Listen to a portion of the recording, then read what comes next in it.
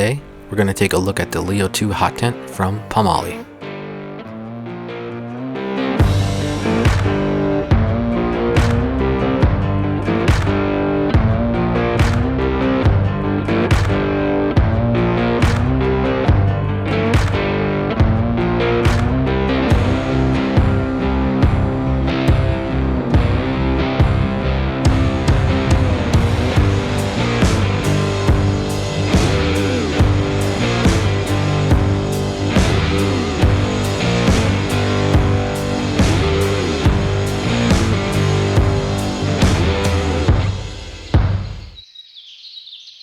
I purchased the Leo 2 for $250.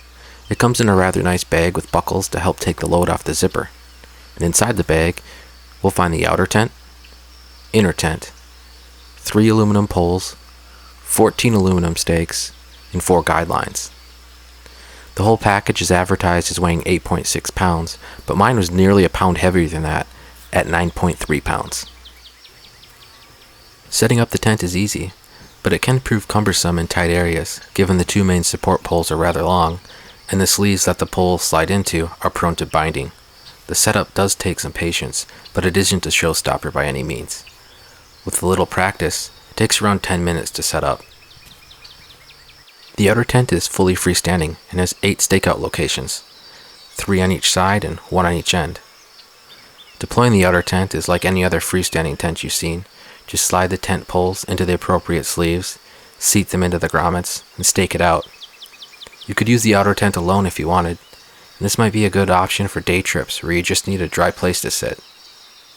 To deploy the inner tent, you simply connect the 4 buckles located at the corners to the outer tent.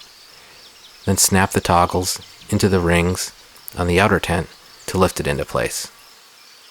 Both the inner and outer tents are made of a 40D ripstop PU-coated steel nylon, and all the seams are sealed with waterproof tape.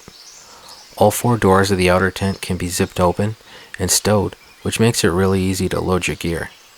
The inner tent has 3 windows that you can either open completely or open leaving the bug mesh in place. The top of the inner tent has plenty of mesh to allow for proper airflow, and the outer tent has 3 vents that can be propped open. Like all other 2-person tents, it has plenty of room for 1 person, but I think it would feel rather cramped with 2 people. Here you can see how much space my Nemo tensor takes up within the inner tent. This is the long and wide model, so it's about the biggest sleeping pad you'll see. Not enough room to sit comfortably next to the sleeping pad. So after kicking the tires a bit, here's what I like about this tent. I really like how nicely it blends a traditional tent with a floorless hot tent. This will really shine in the fall and spring when the creepy crawlies can be a problem. Also, being able to open the tent up while the stove is running will keep things comfortable on the warmer nights.